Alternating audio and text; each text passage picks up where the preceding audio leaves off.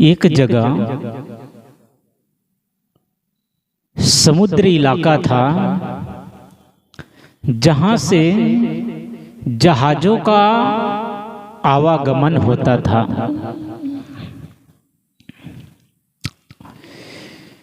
बड़े बड़े व्यापार उन जहाजों के माध्यम से होता था।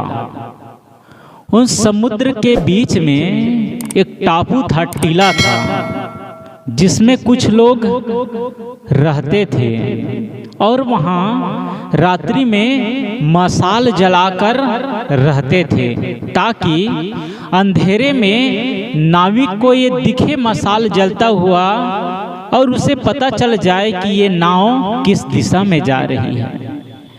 तो नाव के जो मालिक थे, महीने भर के लिए वहाँ रहने वाले लोगों को तेल दे दिया जाता था कि महीने भर तुम जलाना, फिर खत्म होगा, दूसरे महीने फिर एक साथ दे दिया जाता था। तो ऐसा बहुत लंबे समय से होता रहा कि नाविक उधर से आवागमन करते और रात्रि होती तो वहाँ के लोग वहाँ मशाल जलाकर रहते थे। कुछ दिनों बाद एक घटना घटती है कि महीना पूरा होने के 2 दिन पहले ही तेल खत्म हो जाता है, जिससे वहाँ के लोग मशाल नहीं जला पाते हैं। नाविकों को दिशा का पता नहीं लगता और नाव सब चट्टान से जा के टकरा जाती है। कितने नाव डूब जाते हैं, कितने यात्री डूब जाते हैं, मर जाते हैं। नाविकों के मालिक को पता लगा तो दूसरे दिन उस टापू में गए और लोगों से पूछा कि तुम लोग मशाल क्यों नहीं जलाए? तुम लोग की लापरवाही के वजह से इतनी बड़ी घटना घट गई, जन धन की हानि हो गई। लोगों ने कहा, हुजूर तेल ही खत्म हो गया था। तो मालिक ने कहा, तेल कैसे खत्म हो गया? तुम लोगों को तो महीने भर के लिए तेल दिया जाता था। उन लोगों ने कहा, कुछ दिन पहले एक बहन जी आई, कहने लगी हमारे घर में तेल खत्म हो गया है, तो उन्हें तेल दे दिया गया। कुछ दिन बीता, एक और आदमी आया, वह भी कहा कि हमको बहुत जरूरी है, हमको तेल चाहिए। तो उन्हें भी थोड़ा तेल दे दिया गया, जिसकी वजह से महीना पूरा होने के पूर्व ही तेल खत्म हो गया और हम लोग मशाल नहीं जला पाए। मालिक ने कहा, जिस काम के लिए तुम्हें यहाँ रखा गया है और जो तुम्हें उत्तरदायित्व दिया गया है, उसको तुमने ठीक से नहीं निभाया, तुमने लापरवाही की, इसलिए अब तुम लोगों को ये नौकरी से हटाया जाता है। तुम लोग अब जाओ, घर जाओ। हम सबको भी ऐसा ही मनुष्य का जीवन मिला है, बहुत बड़ा उत्तरदायित्व हमारे ऊपर है। हमको कुछ विशेष कार्य के लिए यहाँ प्रकृति, कुदरत, परमात्मा, भगवान कहना चाहिए, वे यहाँ भेजे हैं कि तुम्हें जाकर बहुत बड़ा काम करना है। लेकिन हम उन लोगों की भांति ऐसे बेपरवाह हो जाते हैं और आदमी किस लिए ये मनुष्य का जीवन मिला है उसको समझ नहीं पाता है और यूं ही सामान्य ढंग से जीवन जीता है। जो कार्य के लिए यहाँ आए हैं वह कार्य नहीं कर पाता है। जैसे कोई कंपनी होती है तो कंपनी में किसी दूसरे कंपनी से लेन देन संबंधी कोई बातचीत करना है तो कुछ विशेष आदमी को, प्रतिभावान व्यक्ति को, समझदार बुद्धिमान व्यक्ति को भेजता है कि तुम जाओ वहां कंपनी से बात करना। सामान्य काम तो अनपढ़ जो लेबर मजदूर हैं वे भी कर लेते हैं, लेकिन विशेष काम के लिए विशेष व्यक्ति का चुनाव होता है और उस पर कंपनी को भरोसा होता है कि ये व्यक्ति जाएगा तो काम बना देगा। जब पांचों पांडव को 12 वर्ष का वनवास पूरा हो गया और 1 वर्ष की अज्ञातवास पूरी हो गई। तो पांचों पांडवों की ओर से भगवान श्री कृष्ण को भेजा गया शांति दूत बनाकर कि तुम जाओ और हमारी बात कहना कि शर्त के मुताबिक 12 वर्ष का वनवास जो हुआ था वो पूरा हो गया, 1 वर्ष की अज्ञातवास पूरा हो गया, अब हमें अपना राज्य चाहिए। और यदि दुर्योधन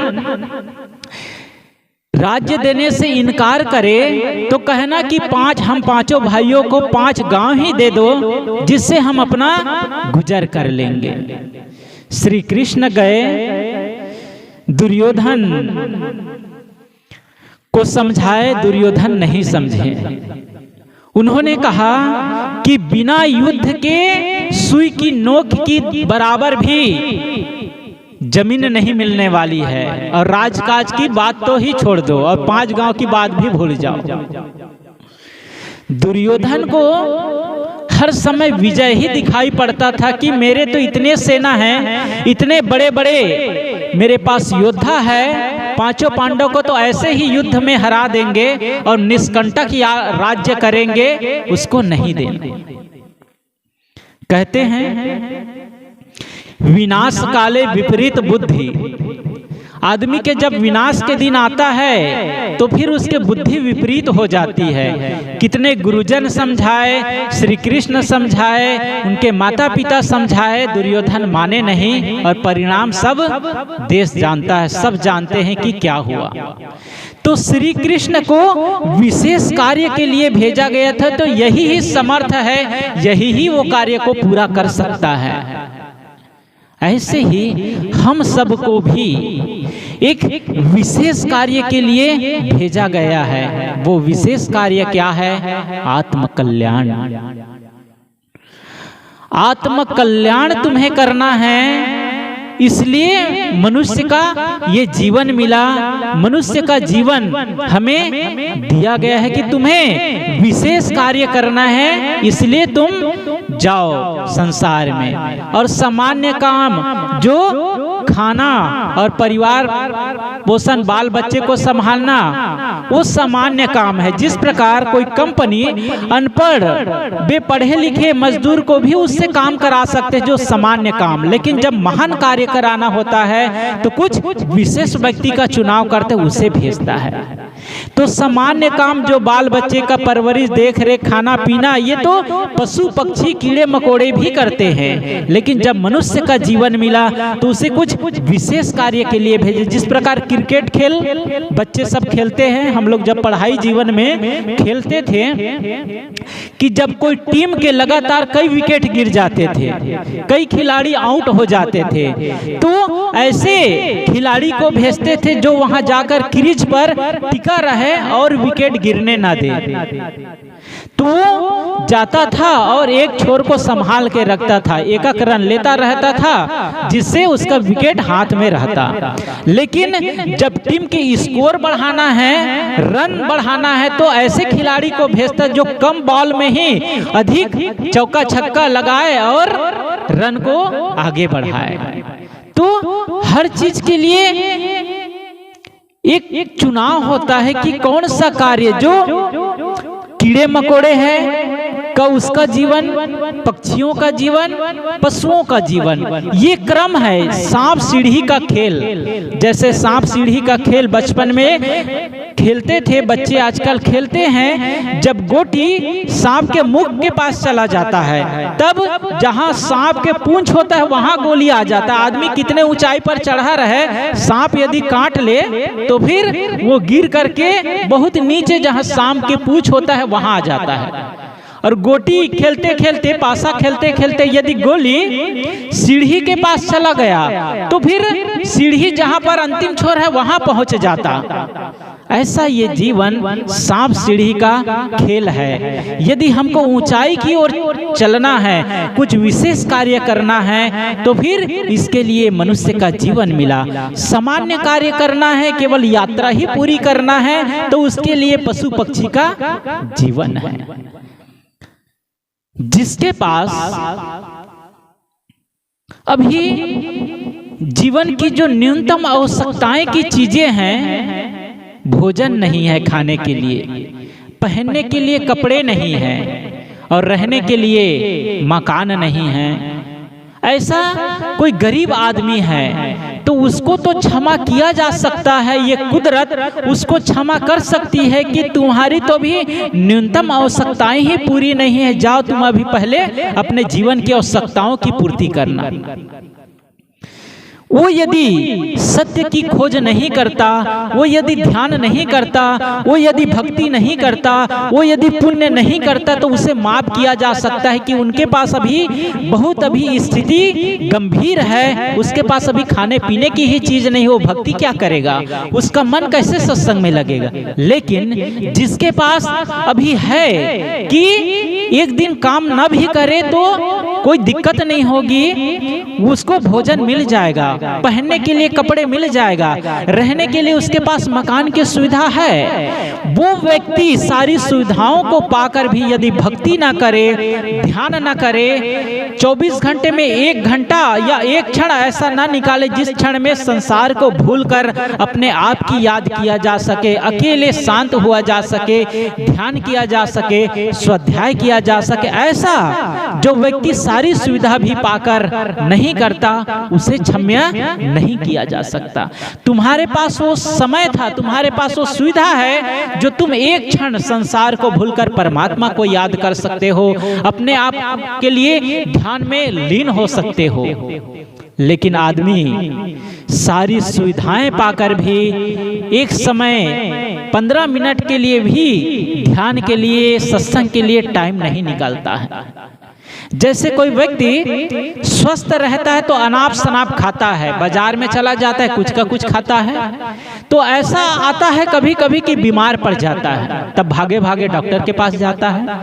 स्वस्थ रहता है तो उसको इतना ज्ञान नहीं रहता है कि मुझे ये सब गलत चीजें खाने पीना नहीं चाहिए, मेरे स्वास्थ्य के लिए बहुत हानिकारक है। जब बीमार पड़ जाता है तब भागे भागे डॉक्टर के पास जाता है, डॉक्टर 1000 भर की दवाई लिखता है, तब पछताता है कि ओह पहले ही मैं क्यों सावधान नहीं रहा। जब आदमी के जीवन में विपत्ति आ जाती है, दुख आ जाता है, तब मंदिर में जाता है, तब कहीं भगवान के पास जाता है, तब कहीं पूजा स्थल में जाता है और कहता है मेरे कष्ट हरना, मेरे दुख दूर कर देना, मेरी विपत्ति को हर लेना। वहां जाकर फिर आरती पूजा अभिवादन करता है। जब सुख के दिन आते हैं, जब सब ठीक रहता है तो आदमी भगवान को भूल जाता है। एक आदमी ऐसे जंगल की ओर जा रहा था तो एक पहाड़ था, वहां चढ़ गया, बड़ा सुंदर दिख रहा था, हरा भरा। ऐसे ही उत्सुकतावश उस पहाड़ पर चढ़ गया। जब नीचे देखता है तो बहुत भयभीत होता है, बहुत डरता है कि अब उतरे कैसे, यदि पैर फिसल जाए तो प्राण पखेरु उड़ जाए, राम नाम सत्य हो जाएगा।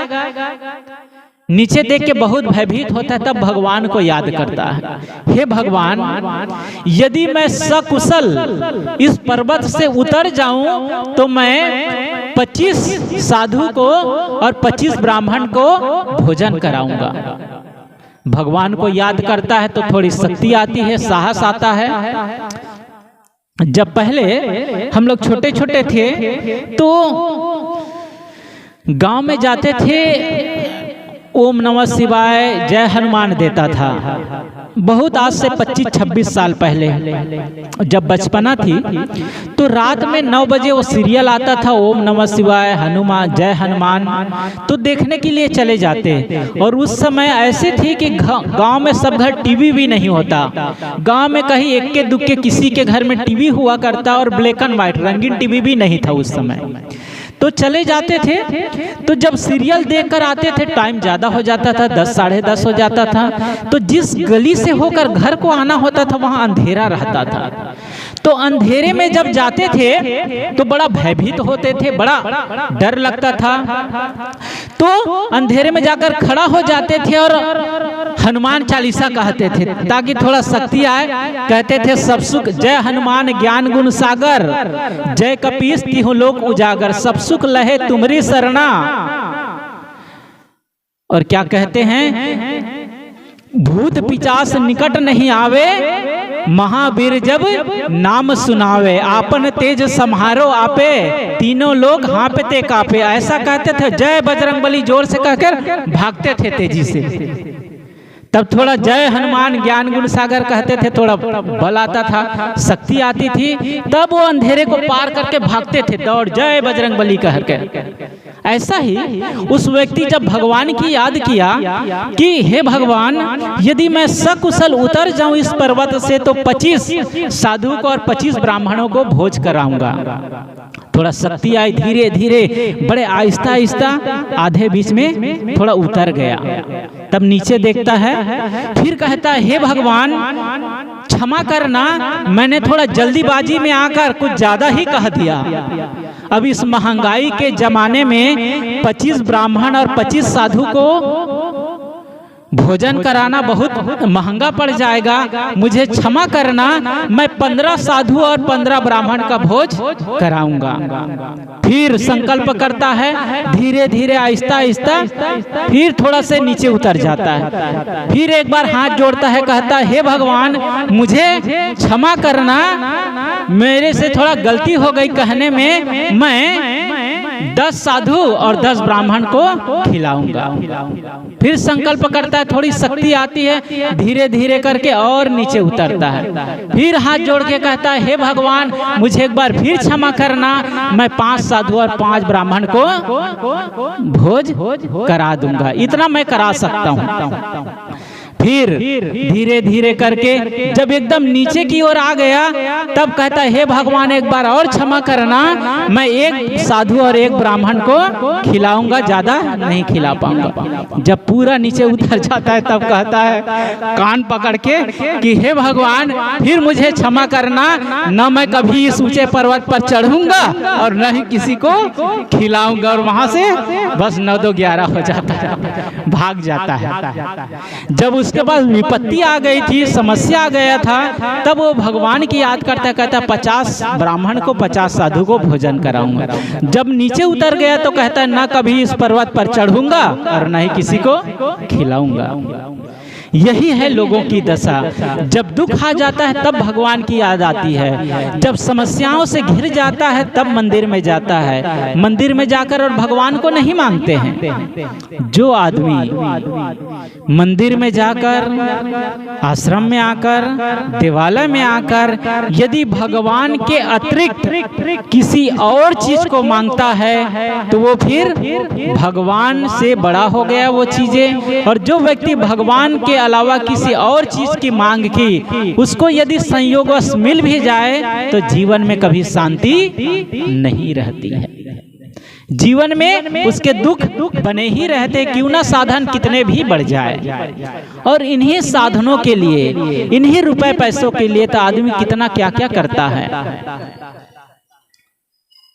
धृतराष्ट्र युधिष्ठिर के बढ़ते हुए ऐश्वर्य राज्यों को देखकर कहते हैं कि मैं भी चाहता हूं कि इन लोगों का खात्मा कैसे हो, लेकिन मैं विदुर के आगे कुछ कह नहीं पाता हूं। दुर्योधन से कहते हैं, दुर्योधन कहते हैं कि मेरा जीना बेकार है, मैं नदी में कूद जाऊंगा, मैं जहर खा लूंगा, मैं आत्महत्या कर लूंगा यदि उन लोगों से राज्य वापिस नहीं लिया जाए, मेरा जीवन बेकार।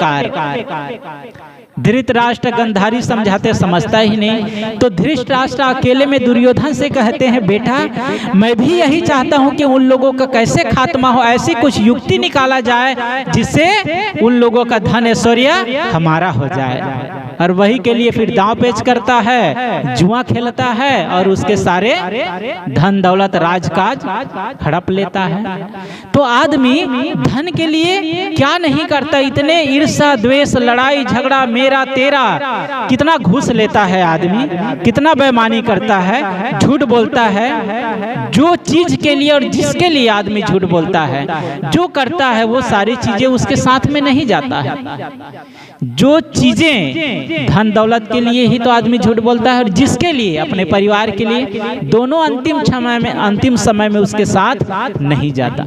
आदमी जीवन भर तैयारी करता है। जिस प्रकार मधुमक्खियां होती है वो फूलों से पराग ला ला करके अपने छाते पर संग्रह करती रहती है, सोचती है जब ये छाता पूरा भर जाएगा तब हम बैठ करके आराम से रस चूसेंगे, खाएंगे, पिएंगे, शांति से जिएंगे। आदमी भी देखता रहता है कि कब रस उस छाते में पूरा हो और हम रस को निकालें।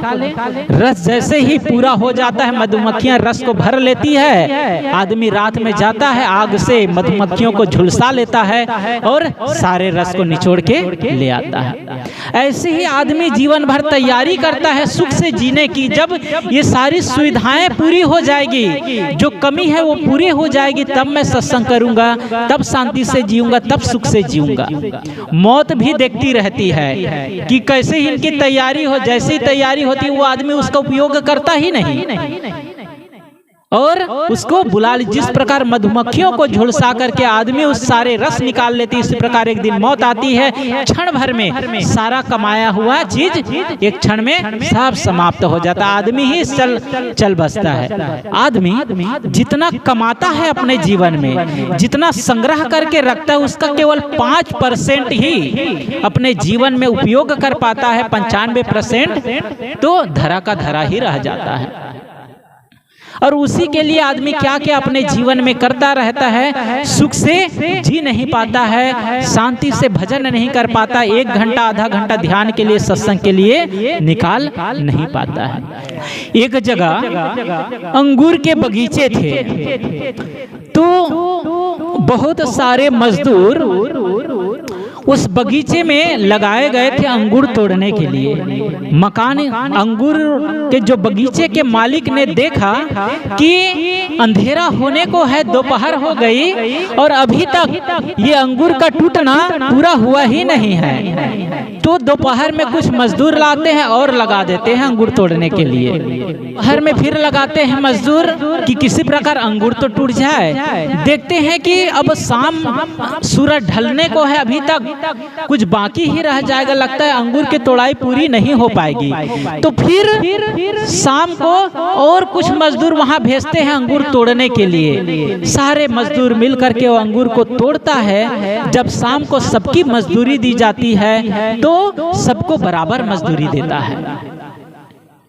तो जो सुबह से मजदूर लगे थे वे लोग कहते हैं ये तो हमारे साथ अन्याय हो रहा है, हमें तो उतनी ही हमें तो कम मजदूरी दी जा रही है। ये लोग दोपहर में आए, उनको भी उतना दिया जा रहा है, और शाम में जो मजदूर लगाए गए थे उनको भी उतना ही दिया जा रहा है। हमारे साथ तो अन्याय हो रहा है, ये कैसे इंसाफ है।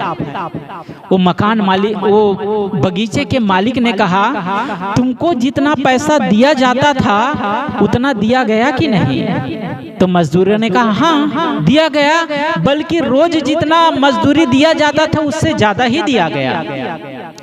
तो उन्होंने कहा जब ज्यादा ही दिया गया तुमको, तो फिर क्यों इतने नाराज होते हो? मजदूरों ने कहा ये तो ठीक है कि हमको पूरा पैसा मिला, लेकिन जो दोपहर में आए उसको उतना क्यों मिला और शाम में आए उसको इतना क्यों मिला? मालिक ने कहा भाई तुमको जितना मिला उसमें तुम खुश रहो, ये मेरा पैसा है, मेरा मन की बात है, मैं किसको देता हूँ, इससे तुम्हें क्या लेना देना। लोगों ने कहा नहीं, हम लोग सुख से तब रहेंगे जब उन लोग को कम मजदूरी दिया जाएगा और हम लोग को ज्यादा दिया जाएगा। यही है आदमी के दुख का कारण। आदमी को नीम चबाकर अंगूर की मिठास पाना चाहे, ये कैसे संभव है? आदमी गलत रास्ते पर जाकर के मंजिल तक पहुंचना चाहे, ये कैसे संभव है?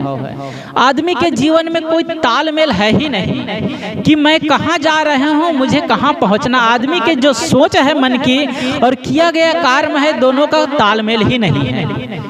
मंजिल तक कैसे पहुंचेगा, उसके जीवन में शांति कैसे आएगी। जैसे कोई बाराती जाते हैं लोग तो कई तरह के बैंड बाजे होते हैं, जब एक साथ ताल में ताल मिलाकर बजाते हैं तो मधुर संगीत उभरता है, लोग सुन सुन करके नाचते हैं, बूढ़े लोग भी नाचने लगते हैं, कितना सुंदर सुंदर गीत बज रहा है। लेकिन जब सारे बाजे जो बज रहे हैं उसमें कोई ताल मेल ना हो तो वो संगीत नहीं बनेगा, वो तो एक कोलाहल होगा, शोरगुल होगा और ये कान को पीड़ा देने वाली होगी। ऐसे ही जब आदमी के जीवन में सोच और कार्य का तालमेल नहीं होता है तो उसके जीवन में अशांति बनी ही रहती है, उसके जीवन में चिंता बनी ही रहती है, उसके जीवन में दुख बना ही रहता है। जब जीवन में आदमी के सामंजस्य हो जाए, तालमेल हो जाए सोच और कार्य पर कि मैं क्या कर रहा हूं और मुझे क्या करना है, तब उसके जीवन में सामंजस्य बैठेगा और मधुर संगीत उभरेगा उसके जीवन से और दूसरों को सुकून मिलेगा उससे और स्वयं सुख से शांति से जिएगा। मैं कह रहा था कि हमारे ऊपर बहुत बड़ा उत्तरदायित्व है, हमें कुछ विशेष कार्य के लिए इस धरातल पर, इस भूमि पर भेजा गया है और वह कार्य है आत्म कल्याण का काम। सामान्य काम के लिए ये पशु पक्षी का जीवन है, उसको कहते हैं कि जाओ तुम लोग अपने जीवन की अवधि पूरी करना, इतना ही तुम्हारा कार्य है, इसको पूरा करोगे तुम आगे की सीढ़ी पर चढ़ोगे। लेकिन मनुष्य का जब जीवन मिलता है उसको कुछ सामान्य काम के लिए नहीं, उसको विशेष कार्य के लिए चुना जाता है, वह है आत्म कल्याण। तो हम सब पर भी बहुत बड़ा उत्तरदायित्व है, बहुत बड़ा एक महान काम करना है, वह है आत्म कल्याण का काम। उसके लिए ये सत्संग सहायक है, भक्ति सहायक है, सत्संग सहायक है। ऐसा हम करते रहेंगे, भक्ति करते रहेंगे, सत्संग करते रहेंगे, अपने जीवन में पुण्य करते रहेंगे तो हमने अपने जीवन को सही तरीके से जिया, हमने मनुष्य जीवन का ठीक ठीक उपयोग किया और परमात्मा विधाता कुदरत हमें देखकर प्रसन्न होंगे कि तुमने जिस कार्य के लिए भेजा गया था वह कार्य पूरा किया और तुम्हारा विशेष योगदान रहा। तुम्हारा बहुत बहुत आभार। जब यहाँ से प्रस्थान करेंगे तो फिर हमारी स्वागत होगी। इसी को सदगुरु कबीर ने कहा कि एक सिंहासन चढ़ी चला एक बंधे जात जंजीर। जिसने अपना कार्य पूरा किया वो सिंहासन पर चढ़कर जाता है, जिसने अपना कार्य पूरा नहीं किया वे जंजीर से बंधा हुआ जाता है। बोलिए।